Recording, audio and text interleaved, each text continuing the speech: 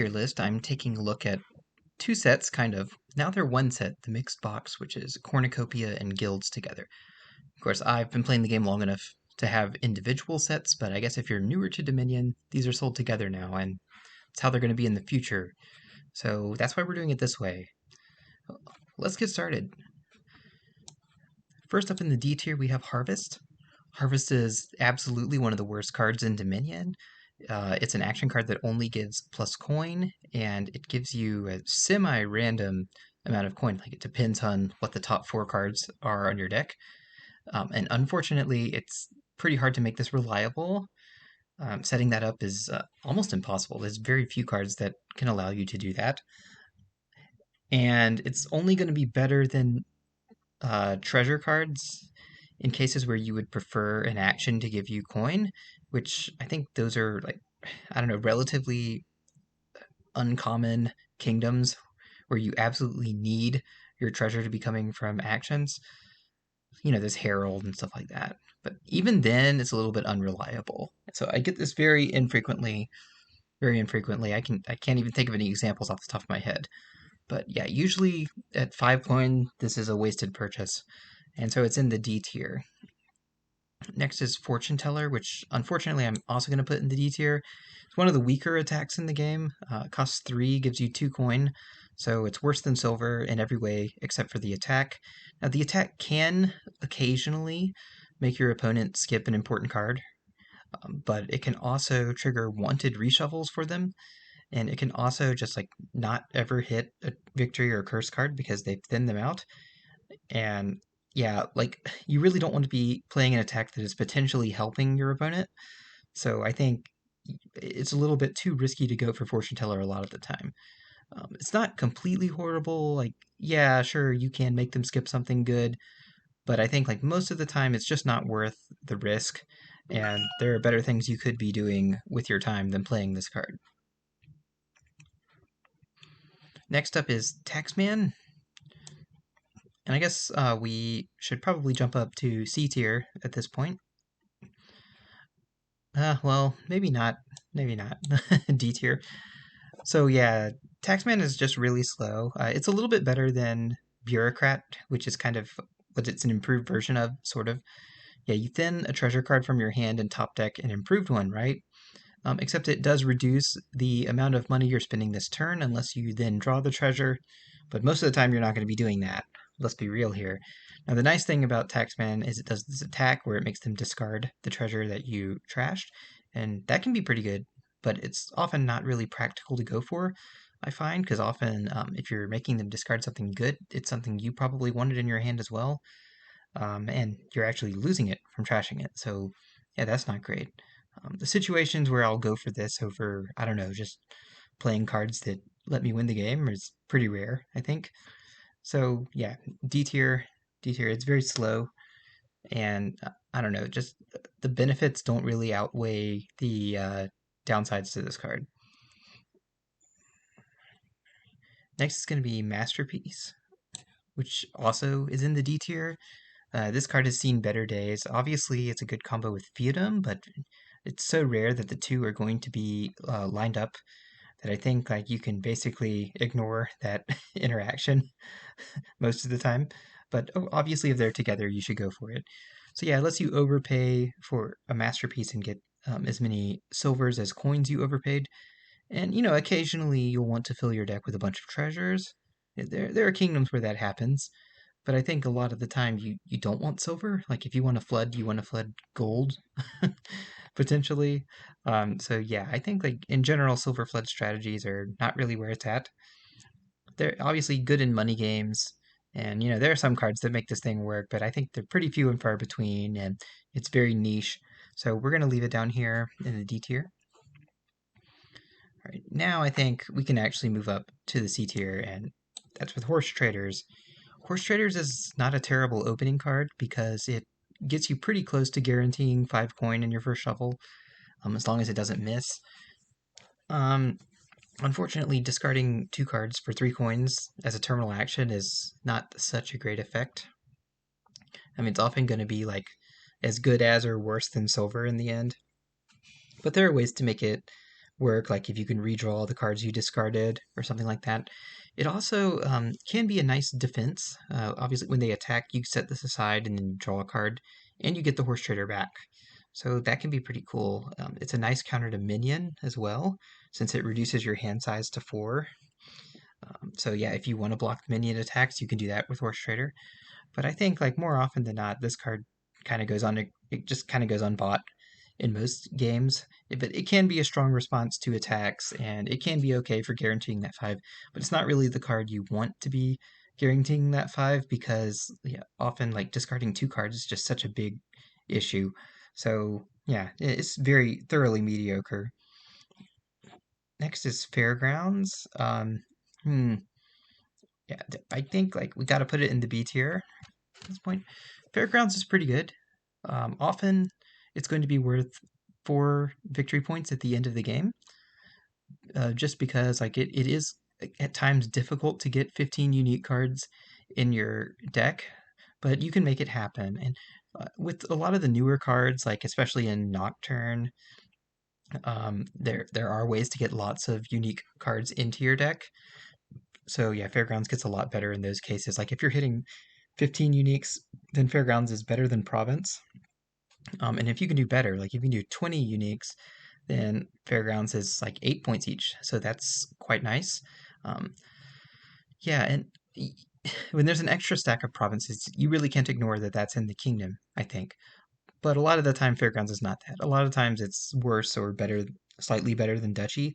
So yeah, not amazing there, but still, it's going to come up in enough games that we can't say it's a bad card either.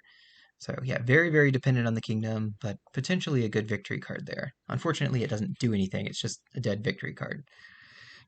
All right, next is Jester.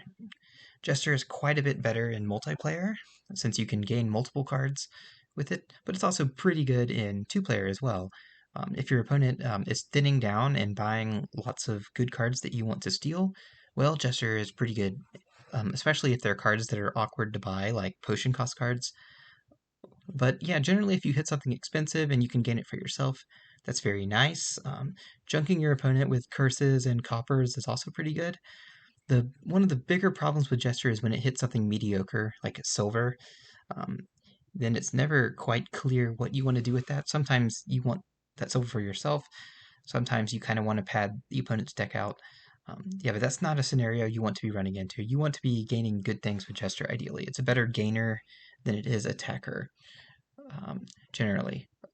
I would say like most of the time it's just kind of an average card, an average option. If there are stronger attacks, you probably want to go for them instead of Jester. It only gives 2 coin on play, which is a little unfortunate. So yeah, not an amazing card, but it is really fun. It's one of my favorite cards probably in the entire game. Next is Young Witch. Young Witch, also in the B tier. It's a decent trasher. So the problem with Young Witch is that there's always a Bane card in the kingdom that can block the attack, and often that card is something that's pretty good, and you can probably buy that card instead of Young Witch to just block Young Witch. But usually you can at least get 1 or 2 curses through, and if Young Witch does that, I guess it's doing its job. At only 4 cost means you can always open with it, so that's nice. It does draw 2, but you have to discard 2, and sometimes there are combos there, but usually that's not the greatest deal in the world, especially since it's terminal action. So you have to really want the cursing, I think, to make Young Witch worth it, and it has to be a kingdom where the Bane is not something super amazing. Like, it's something like yeah, they probably don't want to buy is ideal. Yeah, in those cases, Young Witch can be pretty strong. Oh, and of course, if there's no trashing. If there is trashing, often Young Witch is just not worth it at all because there's so many caveats there. Like they can thin the curses and they can block them. That's a lot working against it, and you should probably get something else in that case. So yeah, not an amazing card, but it's pretty average. Next is Candlestick Maker. If nothing else, Candlestick Maker is non-terminal plus buy. It does give you coffer on play, and sometimes you can save those up, do something with them later. But you shouldn't be afraid to just spin them right away either.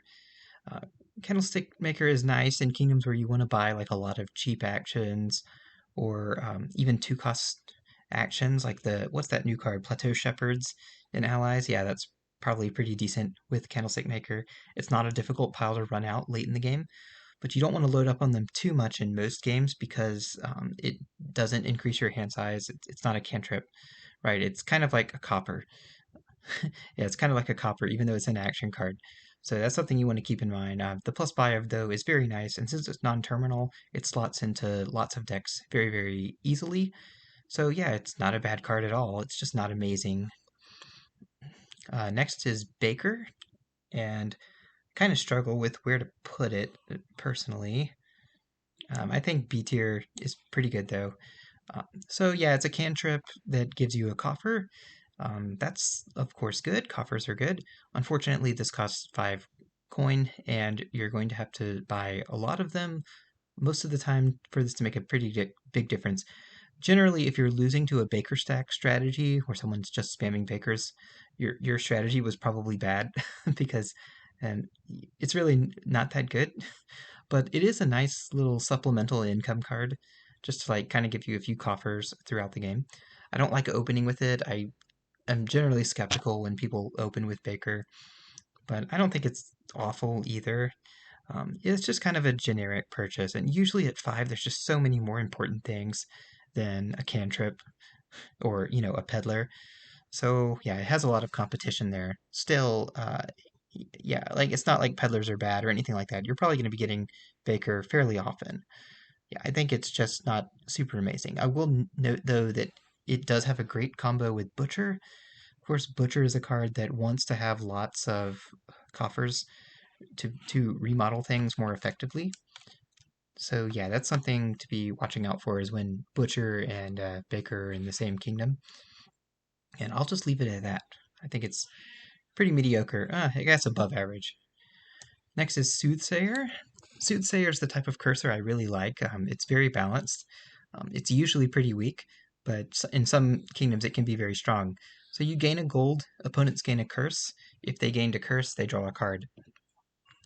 So yeah, it's a cursor that has a couple of drawbacks. Gaining gold, not necessarily a drawback, but it does make your deck a little bit slower, and the Soothsayer gives you nothing on play, and it's a terminal action, so there's a little bit of a risk in playing it there. It doesn't do much for you this turn necessarily, unless you're drawing that gold. So yeah, I kind of like that. And of course, if they do get the curse, they get to draw a card, and often that's fairly significant for them, especially if they have trashing. So you really want a kingdom where it's difficult for them to get rid of curses and where you really need that gold income. Maybe you have something that uses the gold for trash for benefit. Or, I don't know, you just have a lot of draw. That's a good situation too. Just, you want to be wary of playing it too often because I mean, those extra draws can add up. Yeah, still, I would never say it's a bad card. It's just kind of in the middle here. All right, our next card is Merchant Guild. There was actually errata between the release of this Thunder Dominion ranking and uh, the recording of this video, and Merchant Guild is quite a bit better now. So basically, the big change is that, well, first, you can use coffers at any point in your turn, and second, uh, Merchant Guild now gives tokens on gain instead of just on buy. So it's now like a way better way to pick up coffers than it used to be. In fact, it's very, very strong now. So it would probably end up being A tier at this point. But obviously, nobody ranked it all that high back when this list was made because Merchant Guild was often just kind of iffy as a payload card. Like it would be pretty good, but you had to at least wait a turn to use the coffers that you gained with it. So yeah, I think Merchant Guild, um, it it would probably be ranked a little bit higher at at this point. Yeah, and I don't have too much else to say about it other than this is an obvious misrank. So yeah. Next is Journeyman, which I'm just gonna. Do I want to put in B tier? Yeah, I think so. I think in B tier, it's a pretty good draw card. So the thing that makes it different from other smithies is you can name a card for it to skip at the top of your deck. Um, there's not too much else that's different about it. other than that. So yeah, like one of the things you can do is skip copper since you have so many from the start of the game. You can also skip estates, curses, provinces, whatever it is that journeyman or that your card drawers would normally trip over. Journeyman lets you do that, and that makes it a pretty decent terminal draw card. But it can also just kind of be a milquetoast bonus. Uh, so there's often I just want to draw three cards, and so I'll just name something I don't have in my deck with this thing, which is something you can do with it, and then it's just Smithy. But at least it does give you the option to do that. So yeah, pretty decent all around draw card, but nothing spectacular there. Right. Next card on the list is Advisor. Advisor is one of my favorite cards. A lot of people hate it because it's a lot of clicking, but it's not super strong, but it can be pretty good. The main trick is you want to get lots of advisors to make it good. Only costs 4, so it's pretty easy to stock up on them with any kind of workshop variant. Your opponent gets to pick the card that you don't draw out of 3, but it's non-terminal, so yeah, if you've got a lot of them, you can end up drawing a bunch of your deck anyway, even if you're not drawing the absolute best thing out of them. And and often players aren't entirely sure what to make you discard because they're not often sure what's in your hand. So that can be a cute little wrinkle to this card. I think, yeah, it's overall pretty strong, but has its weaknesses, and so it belongs here in the B tier. And yeah, but I agree, it's better than all of these cards below it. Next is Farming Village. Farming Village is a village. Not too much else to say about it, except there are ways you can end up not drawing with it at all, which is a little unfortunate. But most of the time, it's just a village. Yeah, and it's supposed to skip past bad cards, but occasionally you'll want to draw something and it won't pick it up. So it's something to be aware of. But most of the time, this is not a problem. And yeah, it's perfectly functional as a village. And in fact, can skip some things like junk cards. So you're happy with that. Our next card on the list is Doctor, which is probably one of the lowest A tiers, in my opinion. Yeah, Doctor on play is not that great, but serviceable. You just name a card, and it searches 3 cards for that card and then trashes any copies it finds. So you've either got to know what's there or you got to guess. And unfortunately, when you're guessing, often you're wrong. The other cool thing about Doctor is that on buy, you overpay, and for each coin, you trash a card on top of your deck. This can be really, really powerful, especially like on a 5-2 open, but also just throughout the game. You can delay a few turns before buying Doctor and then get a big trash out of it. That can be relatively strong, but often it's a little bit swingy still because you really don't want to see your good cards. Like, sure, you can discard them or whatever, but yeah, it's a bit unfortunate if you're not hitting junk cards there.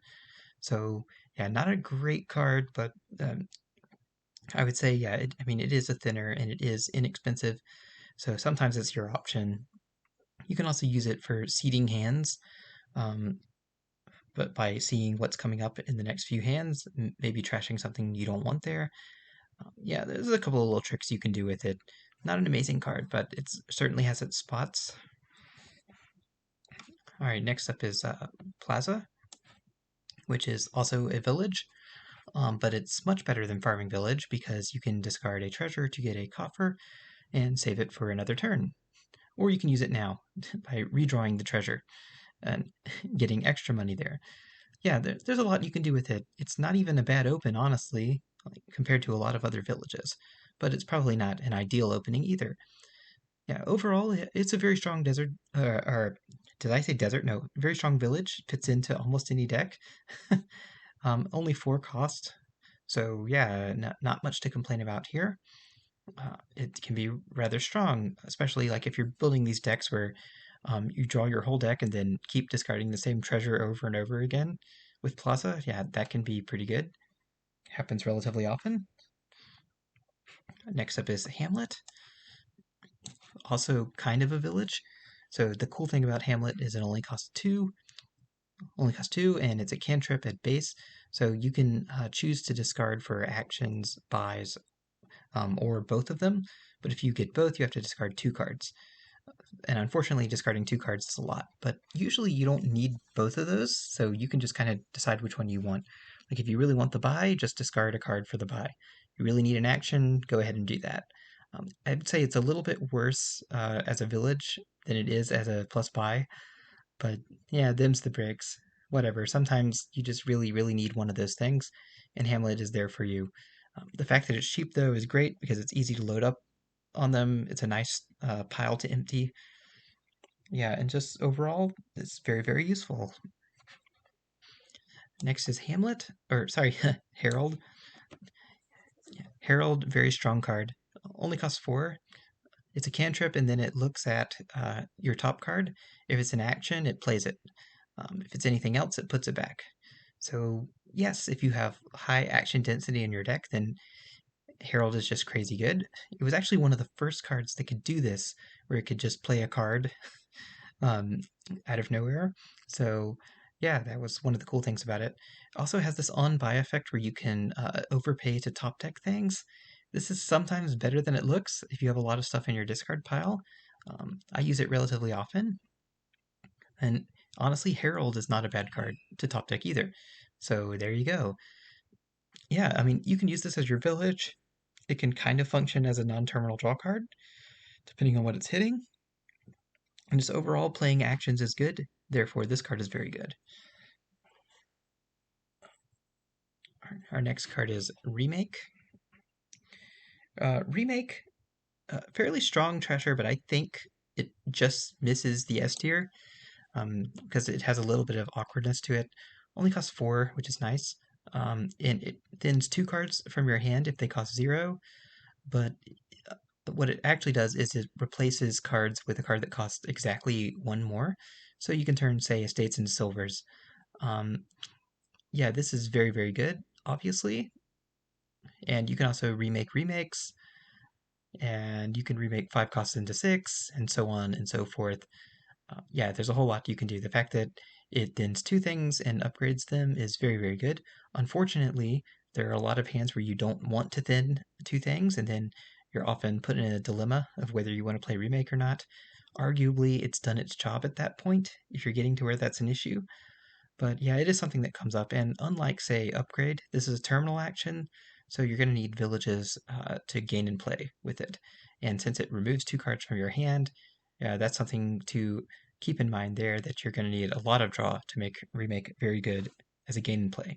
Still, um, yeah, you can never say it's a bad card. That's for sure. Good opener, good throughout the game. Not much else to say there. All right, let's begin our S tier then. Yeah, I think these are the best cards in the set.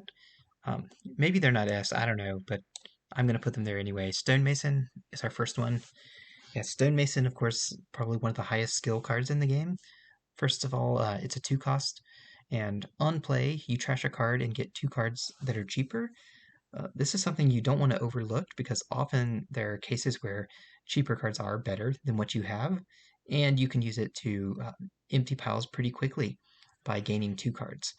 So, just for instance, trashing a 5 cost for 2 heralds is often not a bad play at all, and there are many, many more scenarios than that to keep in mind. So, yeah, it's pretty good just as a card that you play. But the more interesting thing about Stonemason is its on gain effect or on buy effect. You can overpay and then gain 2 cards that cost the amount you overpaid. So yeah, spend 7 on a Stonemason and gain 2 5 costs with it. And this is often much better than buying a more expensive card. And it can also be used to blitz piles very quickly because you're gaining 3 cards. In fact, you can Stonemason Stonemasons and empty that pile very quickly. So yeah, this card remains relevant throughout most of the game, and it's very, very, very strong at end game. So yeah, it's something where you're going to have to take it into consideration whenever you're planning any of your gains throughout the game. Very strong card indeed. Has a pretty big effect on the board. The next S tier is Menagerie, which I think arguably is the worst of these. Might even be misranked, but it's still very, very strong, so I'm not crying about it being ranked here. Only costs 3. It's a cantrip at base, but if all of the cards in your hand are unique, then it draws 2 additional cards. So, yeah, that's amazing. Wait, does it draw 2 or 3? Okay, no, it draws two additional. So yeah, obviously that's better than lab when it works. And you might be thinking, well, the condition is hard to pull off, but no, in practice, it's quite easy to get menagerie hands to happen, and often they just happen without you even setting anything up. So yes, this is very much a steal at 3 coins, and it's a card you should be buying like almost every time it's in the kingdom, unless you have a lot of really strong draw and you don't need Menagerie.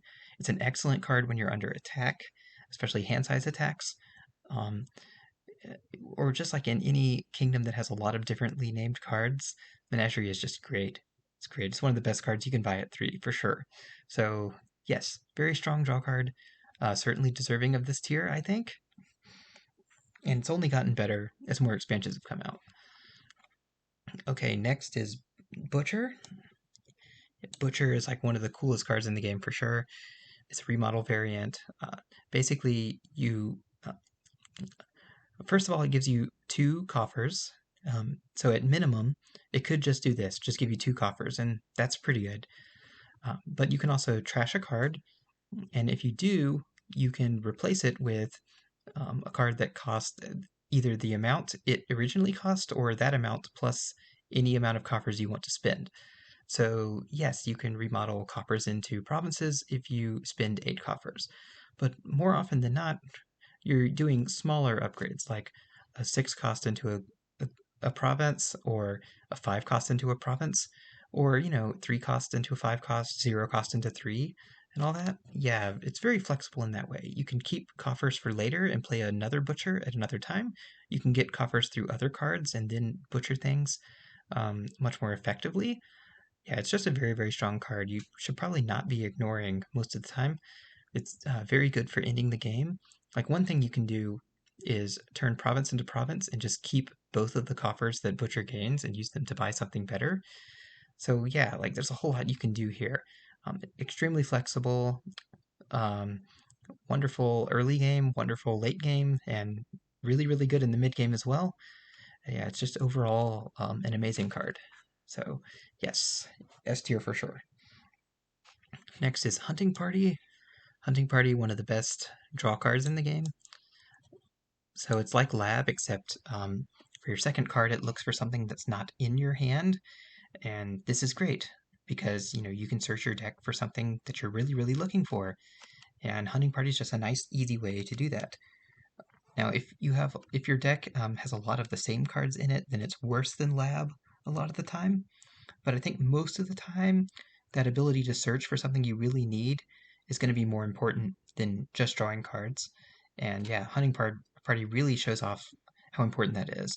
It can also get around boards that don't have thinning because you can just skip past the cards that, like your base cards and other stuff you can't get rid of, no problem. So yeah, really, really strong card.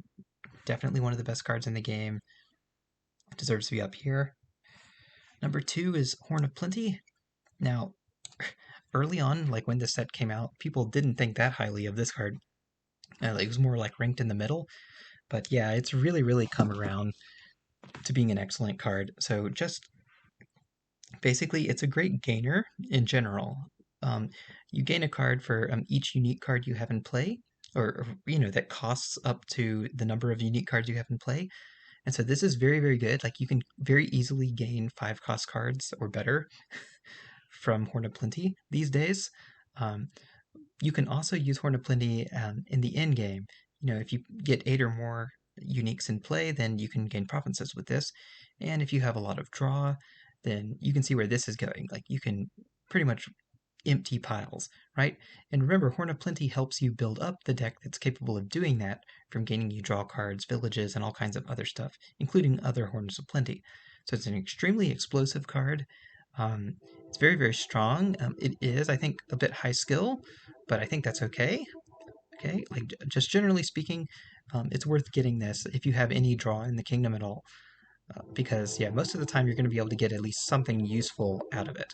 I'm sorry if there's a train in the background there, but maybe it's just telling me I should get on with this. Yeah. So number 1 is Tournament, one of my ban list cards, one of my least favorite cards in Dominion, and it's very, very good. So Yeah, like if there are no provinces in anyone's hands, all it is a peddler for 4, which is strong to say the least. If there are provinces in hand, you can block someone from using tournament. If you have a province in hand, you can discard it um, to gain a prize on top of your deck, which you can then draw potentially. And the prizes are ridiculous, at least the best ones. So there's Princess, which reduces prices by 2 and gives a buy. If it's the only buy in the kingdom, then Lord help your opponent, because yeah, cost reduction plus buy is really, really strong. There's Followers, which is a very nasty attack. Makes them discard down to 3 and gives a curse. And the only drawback for you is that you have to gain an estate. It also draws 2 cards. So yeah, Followers, really, really, really awful attack to deal with, especially if you want that estate. Yeah. And then there's Trusty Steed, which is just a phenomenal card on its own. You get to choose 2 of 2 cards, 2 actions, 2 coins, or gain 4 silvers and reshuffle your deck. Obviously, the last one is the most niche, but it does come in handy sometimes. But generally, just 2 cards, 2 actions is a great effect. And the worst part about these prizes is that they're exclusive to whoever gets them. No one else can pick up that prize. And yeah, that is just absolutely awful, in my opinion. I really hate the design of this card, but it is what it is. It's not going anywhere. It's still here. Okay. Um, oh yeah, there's other prizes. Diadem. Diadem has some niche uses. If you have like champion or something. Bag of gold is okay just for gaining some golds, but not great. You can also gain duchies as your prize, and this can be very significant toward the end of the game. So it's not something that you want to be forgetting about. Yeah, overall, tournament is just very, very strong. Early in the game, it's a peddler. Mid to late game, it decides who wins the game. So, um, yeah, I think it's just stupid, and it's absolutely the best card in these 2 sets, or this one set, however you want to look at it. And that's where we are. That's the mixed box set. Yeah, lots of really strong cards, good stuff in the middle, stuff at the bottom. Nice balance here.